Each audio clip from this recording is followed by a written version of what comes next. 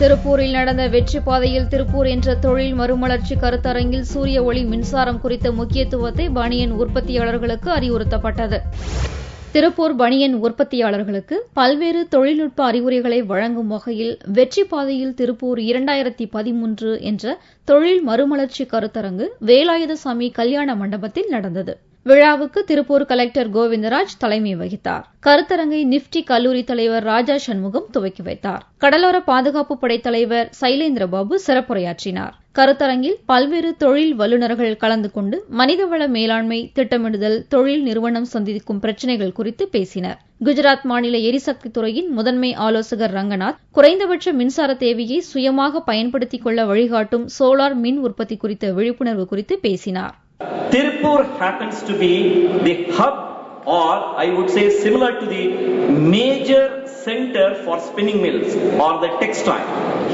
You require large quantity of the steam for various purpose.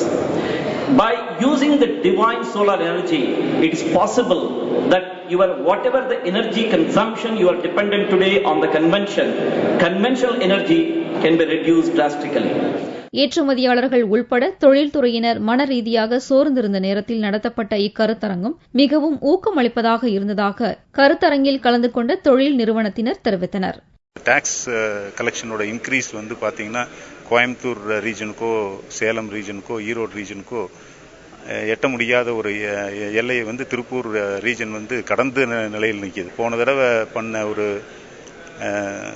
கருத்தரங்கத்தின் வாயிலாகத்தான் இந்த வளர்ச்சி ஏற்பட்டிருக்கின்றது என்பது மறுக்க முடியாத உண்மை. அதுக்கு தினமலர் வெகுவாக பாராட்ட வேண்டிய ஒன்று. இங்க நாங்க எந்த மாதிரியான கருத்துக்களை இங்க பேசுறோம், அது முழுக்க முதலமைச்சருடைய பார்வைக்கு அனுப்புறதுக்குண்டான எல்லா ஏற்பாடும் பண்றாங்க. இந்நிகழ்ச்சியில் சூரிய ஒளி மின்சாரத்தை பயன்படுத்துவது குறித்தும், மின்சாரத்தை சிக்கனமாக பயன்படுத்துவது குறித்தும் வீடியோ காட்சிகள் ஒளிபரப்பப்பட்டன.